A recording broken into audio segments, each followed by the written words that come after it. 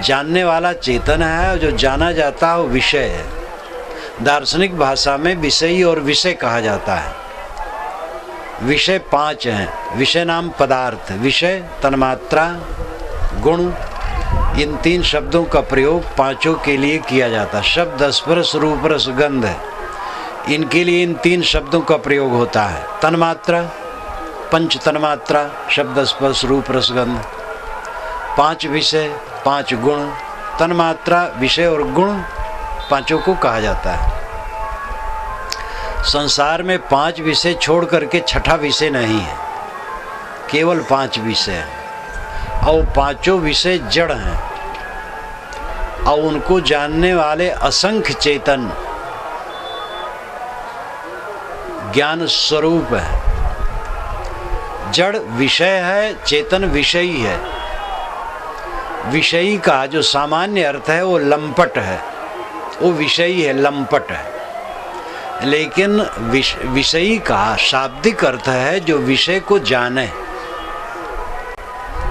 चेतन विषयी है और जड़ विषय है, इसलिए चेतन श्रेष्ठ है, जड़ श्रेष्ठ नहीं है। लेकिन वो अश्रेष्ठ में, क्षणभंगुर में, छिन्न भिन्न चीजों में अपना मन दे करके बह रहा है। बचपन से आज तक हम किन वस्तुओं के लोभ में बह रहे हैं जो छिन्न भिन्न है, टिकने वाली नहीं है। पकड़ते पकड़ते दिन जीवन बीता जा रहा है, हाथ में कुछ आ नहीं रहा है, सब खोता जा रहा है, सब खोता जा रहा है। आप बहुत धनी हैं, जब ख्याल करेंगे तो आएगा कि बैंक में हमारे नाम से इतना पैसा है। ख्याल भूल जाएगा तो दिमाग में भी नहीं रहेगा। बैंक में पैसा है, कागज में नाम लिखा है, नाम भी आपका नहीं है, काल्पनिक है। देखो, इस मेरे शरीर का नाम गुरुदेव ने अभिलाष रखा है। अभिलाष कुछ मात्रा और वर्ण का संयोग है, वो मैं नहीं हूँ। एक आवाज है और कागज पाटी पर लिख दिया जाए तो एक चिन्ह है, वो मैं कहाँ हूँ। और दूसरा रूप है आकार मिट्टी का, ये भी मैं नहीं हूँ, ये तो मिट्टी का लौंदा है। अभिलाष में बिल्कुल नहीं हूँ। लेकिन अविवेक से नाम और रूप में तादात्म्य करके हम अपने को अभिलाष मानते हैं। और कोई कह दे अभिलाष, बोलते तो अच्छा है लेकिन इतने भर का है, तो हमें सुन पाए तो हमें चोट लगे। क्या हमारे में आचरण नहीं है थोड़े में, जबकि मैं अभिलाष नहीं हूँ। अभिलाष एक आवाज है और लिख दिया जाए तो एक चिन्ह है, और रूप मट्टी का लौंदा है। मैं तो वह हूँ जहाँ तक किसी की पहुँच नहीं है। उस अपने को पहचानो, अपने को जानो। आपको पाना कुछ नहीं है, आज तक जो पाए हो उसको खोना है। कैसे खोना है? मोह उसका खोना है। सब में चिपक चिपक करके पीड़ा है। विवेक परम साधन है। विवेक के पहले अनेक साधन है। कोई राम उपासक घर में जन्मा, सीताराम सीताराम जपता है, अच्छा कहता है। कृष्ण उपासक में जन्मा, राधे कृष्ण कहता है, कृष्ण कृष्ण कहता है। शैव में जन्मा, शिव शिव कहता है। मुसलमान में जन्मा, अल्लाह अकबर कहता है। तो जहाँ जो है वहाँ वैसा कहता है, बुरा नहीं करता है। हमें दिल्ली जाना है तो हम यहाँ से अपनी सड़क पकड़ करके दिल्ली रेलवे स्टेशन पर जाएंगे, और जो आड़ी तिरछी जगहों में है, विपरीत जगह में है, वे अपनी अपनी सड़क पकड़ करके वहाँ आएंगे। और जब वहाँ पहुँच जाएंगे प्लेटफार्म पर और प्रयागराज एक्सप्रेस में बैठ जाएंगे, तब सब के लिए रास्ता एक है। और जब तक उसमें न बैठे तब तक सबके रास्ते अलग अलग हैं। ये विभिन्न साधनाएं गलत नहीं है। एक मुसलमान नमाज पढ़ता है, उसका मन थोड़ा कोमल होता है। कोई प्रार्थना करता है, कोई नाम जपता है, कोई मंत्र जपता है, कोई कुछ करता है, तो उसका मन थोड़ा कोमल होता है, बड़ा अच्छा है, कुछ करता है। लेकिन वो विवेक में पहुँचे। अगर यही सब करते करते जिंदगी बीत गई तो बीचे में रह गया। विवेक जागृत हो। मैं कौन हूँ? मुझे दुख होता है, क्यों? किससे दुख होता है? विषयों से, पदार्थों से, संबंध से। शरीर, प्राण, मन, बुद्धि, अहंकार और फिर बाहरी प्राणी पदार्थ, इन सब के संबंध में हमें तकलीफ होती है। इन सब से अपने आप को अनासक्त, अकेला, कैवल्य जब साधक समझता है और इसका अभ्यास करता है, साधना करता है, तो उसके मन के विकार नष्ट होने लगते हैं। और मन के विकार नष्ट होते होते एक दिन ऐसी अवस्था आती है कि मन पूरा निर्मल हो जाता है। निर्मल मन आत्मलीन होता है। मन भटक रहा है चारों तरफ। लोग कहते महाराज ध्यान लगाता हूँ लेकिन मन ठहरता नहीं। जन्म से लेके आज तक क्या किए हो खुराफात के अलावा? खुराफात, खुराफात, खुराफात। कुछ लोग चोरी करते, हत्या करते, व्यभिचार करते, डांका डालते हैं, सामूहिक हत्या करते, बड़े बड़े शातिर अपराधी होते हैं। माना कि वो सब आप नहीं करते हैं। किसी चीज़ छीनते नहीं हैं, कमाते खाते हैं, लेकिन चालाकी रखते हैं। जितना बन सके दूसरे हक अगर मिल जाए तो अच्छा है, कुछ दबा देना, सता देना, ये भी नहीं करते हैं। बिल्कुल किसी के हक को कभी नहीं छूते हैं। केवल अपनी कमाई खाते हैं या किसी ने प्रेम से दिया तो खाते हैं। लेकिन काम वासना तो वैसे है, क्रोध वैसे है, लोभ वैसे है, मोह वैसे है, विषयों में आसक्ति वैसे है, शरीर और शरीर संबंधी प्राणी पदार्थों में मोहासक्ति वैसे ही है। तो ये कम उपाधि है, कम खुराफात है। इसके द्वारा खुराफात दिमाग में इकट्ठी होती है। सुबह से उठ करके शाम तक आदमी केवल खुराफात बटोरता है। उस खुराफात को लेकर के वो शांत कैसे होगा? क्या सुबह उठ करके आप आधा घंटा ध्यान करते हैं? उल्टा सीधा जैसे सही, कुछ तो करो। जब उल्टा करोगे तो सीधा होगा। मुझे याद है मेरे साथ एक लड़का पढ़ता था तो मोटी बुद्धि का था। पाटी पर लिखने का उस समय रवाज था, लकड़ी की पाटी पर। तो बड़ा मेहनती था और लगन वाला था। स्कूल के सामने पोखरा था, बढ़िया बधा हुआ, पानी सब समय उसमें अच्छा रहता था। उसी में हम लोग सब अपना निस्तार करते थे बच्चे।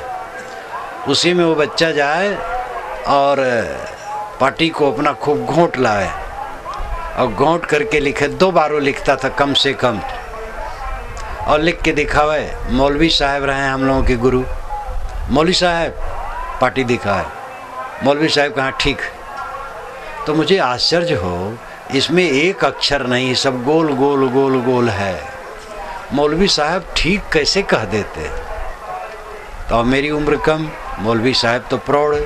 वे मनोविज्ञान जानते थे कि बच्चों को ऐसे पढ़ाया जाता है, धीरे धीरे वो समझेगा। और वही पढ़ते पढ़ते आगे निकला।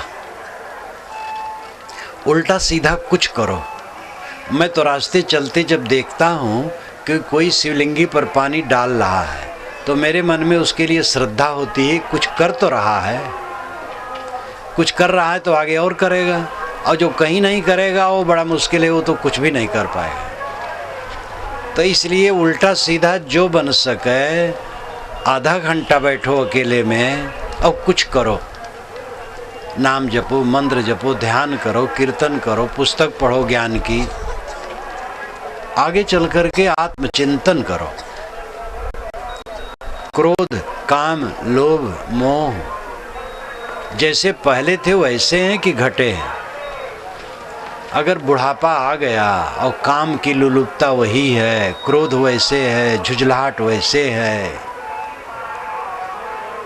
खाने पीने की लंपटता वैसे है, बूढ़े हो गए, जीभ को अभी भी नहीं रोक पाते। एक सज्जन रहे, उनको शुगर बहुत रहे, लेकिन भात से बहुत मोह रहे। तो जा करके गेहूँ पिसाने जब जाएं तो चक्की घर में रखा है, कहें कि चक्की वाला कहा है कल देंगे, आज तो फुर्सत नहीं। तो अब क्या करें, घर में भात बने वो खाएं। और बहुत थोड़े दिन में मर गए। बदपरहेज बहुत करते थे। तो मरना तो सबको है, मरने से कोई नुकसान नहीं है। ये बतलाओ, खुराफात भरी जिंदगी जीने में आप क्या पाते हो और मरने में क्या नुकसान है? कोई तकलीफ नहीं, झंझट खत्म हो गई। आज तक जिए हो, सुबह से शाम तक खुराफात के अलावा कुछ पाए हो? उपद्रव उपद्रव उपद्रव। मरने में क्या नुकसान है? लेकिन मोह है, मोह के नाते नुकसान लगता है। जिस दिन मोह मिट जाएगा तो आत्मा राम हो जाएगा, मरना जीना बराबर हो जाएगा। मरना कुछ है ही नहीं। साहब ने कहा मरना मरना क्या करे, मेरी मरी बलाए। मरना था सो मरी रहा, अब कब मरने जाए? मेरी बला मर गई, मोह मर गया, अब क्या मरना है? मरिए तो मर जाइए, छूट पड़े जंजार। ऐसा मरना क्यों मरे दिन में 100 बार। साहब की तो एक वाणी तीर है।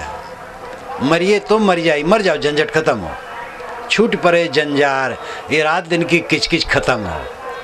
ऐसा मरना क्यों मरे दिन में 100 बार। दिन में 100 बार मर रहे हो। हरदम भय हरदम भय हरदम भय, हरदम मन धक धक धक कर रहा है। लड़कों क्या होगा, पत्नी क्या होगा, बूढ़ा हो जाएंगे तुम्हारी सेवा कौन करेगा? हरदम मर रहे हो, हरदम मर रहे हो बिला वजह। पक्षी ऐसा नहीं मरते हैं, वो मस्त गीत गाते हैं सुबह उठ करके। कुत्ते धूल में पड़े आंख मुझे सोते हैं, वो ऐसा नहीं सोचते हैं। ये आदमी रात दिन चिंतित है। हम लोग जीवन भर खुराफात बटोरते हैं, राग द्वेष की खुराफात। और वो राग द्वेष की खुराफात हमारे चित्त को निरंतर चालती है, इसलिए ध्यान नहीं लगता है। खुराफात को मिटाओ। कारण कार्य की अटूट व्यवस्था होती है। कारण से कार्य होता, बिना कारण के कार्य नहीं होता है। मन इंद्रियों का बर्ताव जितना अटपट होगा, मन उतना अटपट होगा। इंद्रियों का बर्ताव जितना सुंदर होगा, मन उतना सुंदर होगा। और मन जितना सुंदर होगा, सुव्यवस्थित होगा, इंद्रियों का बर्ताव भी सुव्यवस्थित होगा। एक दूसरे को बल देते हैं। मन को संभालो जिससे इंद्रियां संयत हों, और इंद्रियों को संभालो जिससे मन संयत हो। और ये अपना करना पड़ेगा। आप लोग चाहते हैं गुरु कृपा करके हमारे ऊपर शक्तिपात कर दें।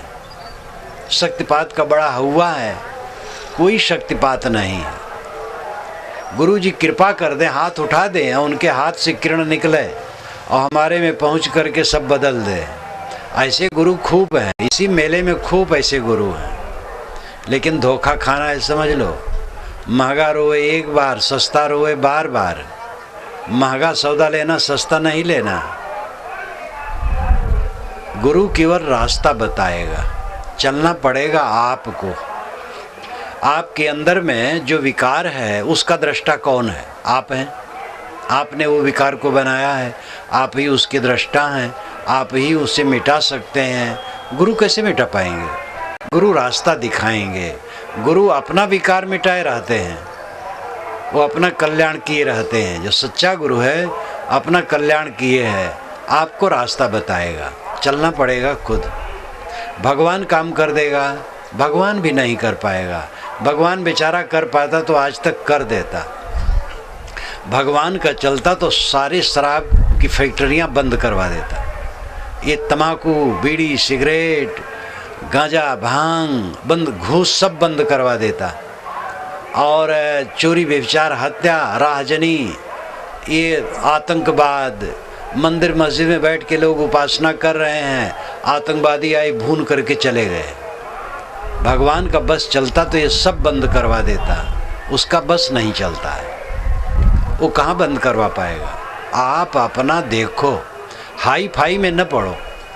हाई फाई में लोग खूब पढ़ते हैं। भगवान चाहे तो सूरज पर कमल उगा दे और कमल पर सूरज उगा दे, क्योंकि ईश्वर सर्वसमर्थ है। चाहे तो कमल पर सूरज उगा दे और सूरज पर कमल कमल कर दे। ईश्वर से निवेदन करना चाहिए कि कमल पर सूरज न उगाओ, सूरज पर कमल न उगावे, धरती से सारी बुराइयों को खत्म करवा दे।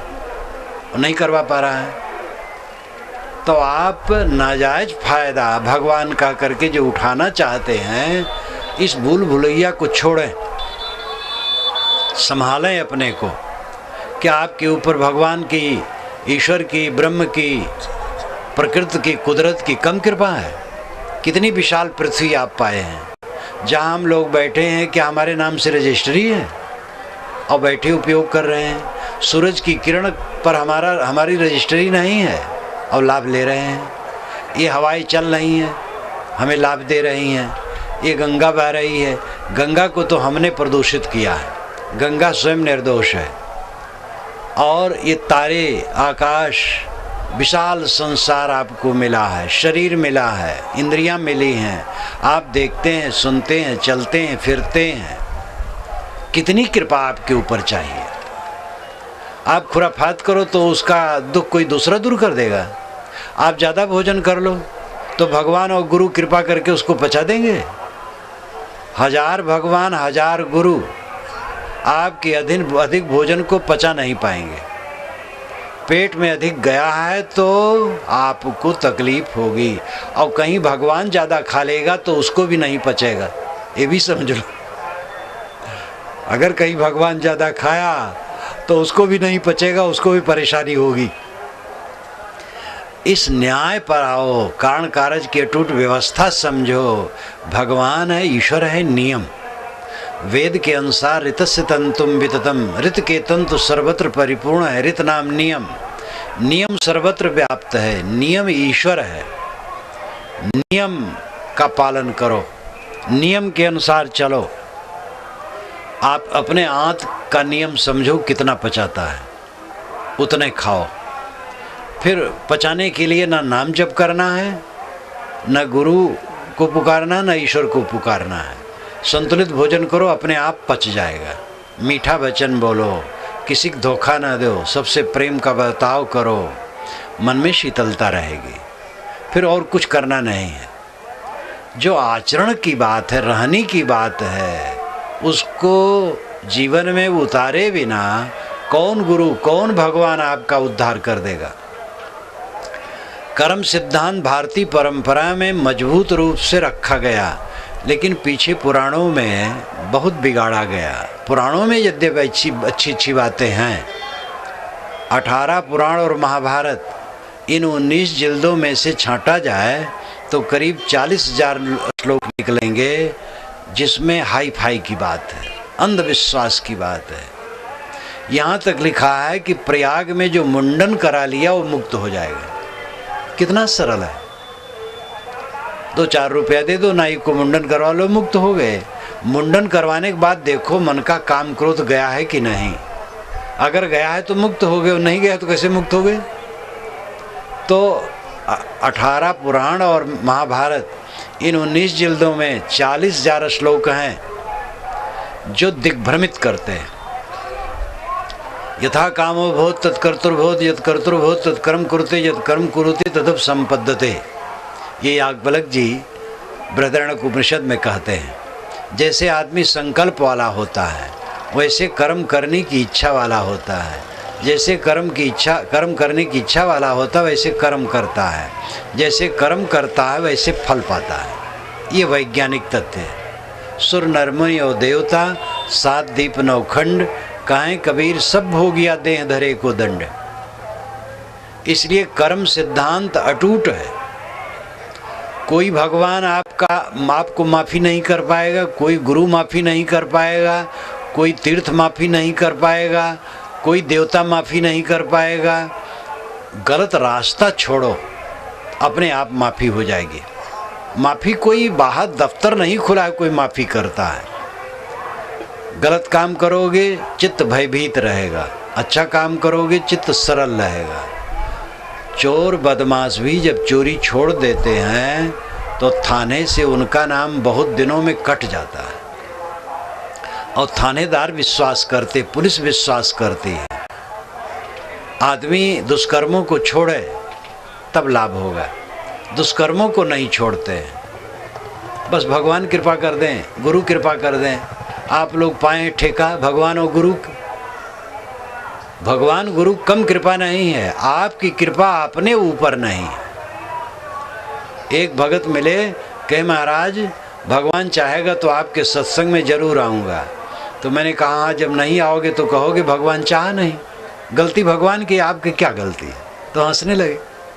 लोग टेक पकड़े हैं, तकिया कलाम, तकिया कलाम कहते, जैसे हम सोते हैं तो तकिया लगाते हैं, तैसे लोग वाणी में तकिया लगाते हैं।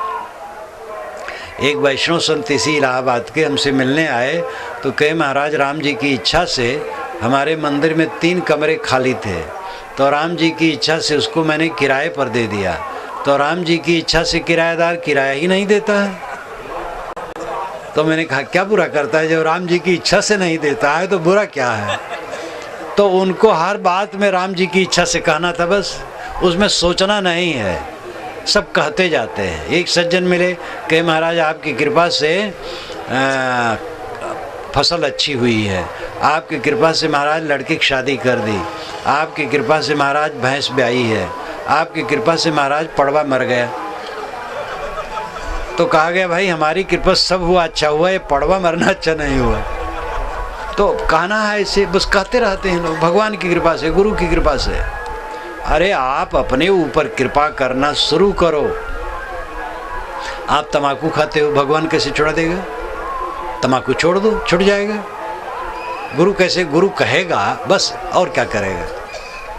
बीड़ी पीते हो, फेंको तब छूटेगा, कैसे छूटेगा। इसलिए अपने को संभालो, विवेक जगाओ। पाना कुछ नहीं है, मांजना है मन को और विसर्जित करना है सब कुछ। अकेले में बैठो, ध्यान करो, शरीर मेरा रूप नहीं है, प्राण मैं नहीं हूँ, मन मैं नहीं हूँ, बुद्धि मैं नहीं हूँ, अहंकार मैं नहीं हूँ, मैं शुद्ध चेतन हूँ, निर्मल हूँ। आवाज़ सुनता हूँ वो जड़ है, ज्योत देखता हूँ वो जड़ है, बिंदु देखता हूँ वो जड़ है। बिंद ज्योत नाद ये सब पहली साधना में ठीक है। अपने मन को एकाग्र करने के लिए आप आंखें बंद करें और बंद आंखों में अंधकार प्रकाश जो दिखाई दे उसी में मन ठहराएं। ये पहली साधना है। या सांस आती जाती है अपने आप, सांस पर मन ठहराएं। या एक बिंदु की कल्पना कर लें हृदय में, उसी पर मन ठहरावें। या अपने गुरु का चित्र मन में ले लें या किसी महापुरुष का, उसी में मन ठहरावें। तो ये सब पहली साधना में ठीक है। अंत में न नाद, न बिंदु, न ज्योति, न कुछ। सारे विचारों को छोड़ दो, शांत। सारे विचार खत्म हो गए, अपने आप रह गया वो नीरवता, निस्तब्धता, निशब्दता। अंतिम साधना निस्तब्ध और निशब्द अवस्था है। निस्तब्ध का मतलब हिलना डुलना नहीं। तो हिलना डुलना छोड़ना तो थोड़ा अभ्यास करके सहज है। पलथी मार के बैठ जाए, अभ्यास कर ले तो देर तक आदमी बैठा रह सकता, नहीं हिले डुलेगा। ये निस्तब्ध दशा है। निशब्द दशा बहुत ऊंची है। निशब्द शब्द मन में चलते हैं, मन के संकल्प विकल्प में शब्द चलते हैं। जैसे हम बैठे हैं, बैठते बैठते मुझे गाय की याद आ गई, तो गाय शब्द दिमाग में आ गया और गाय का रूप आ गया, तो गाय का नाम और गाय का रूप ये दोनों आ गए। इतने में ट्रेन की याद आ गई, तो ट्रेन नाम आ गया और ट्रेन का आकार रूप आ गया।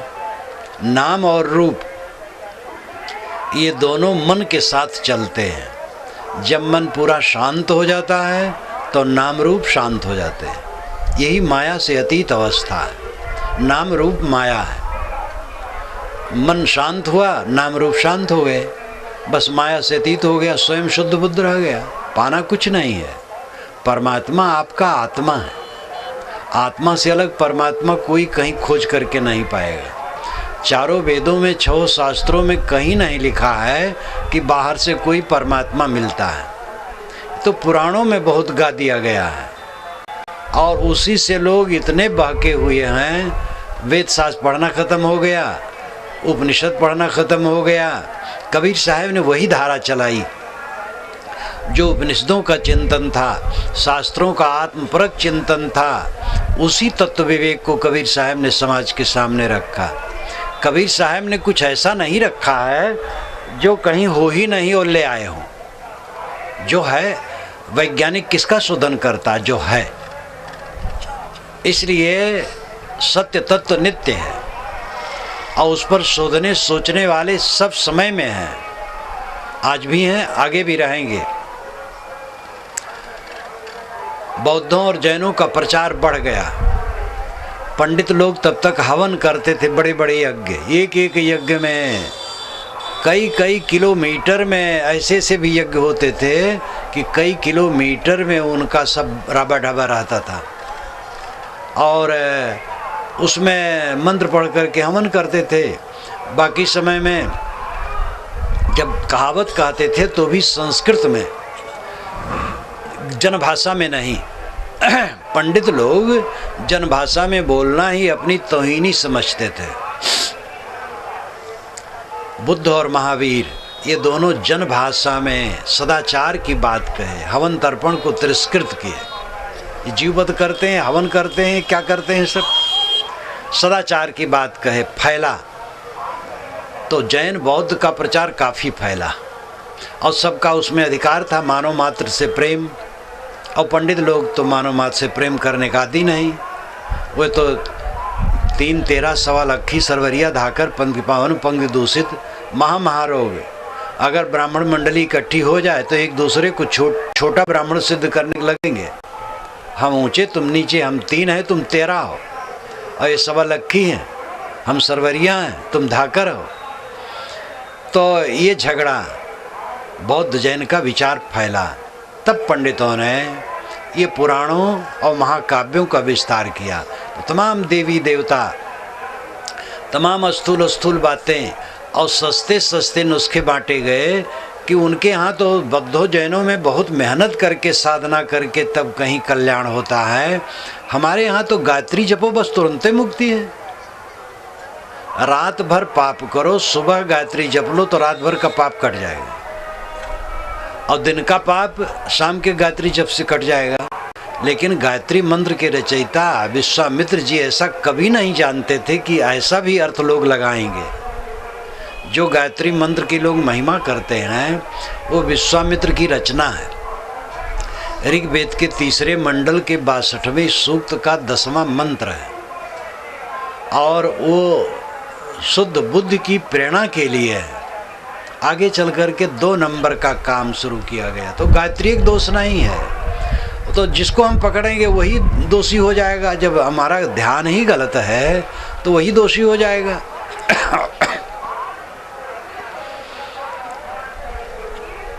सस्ते सस्ते नुस्खे चले और हमारा समाज बहुत भटक गया।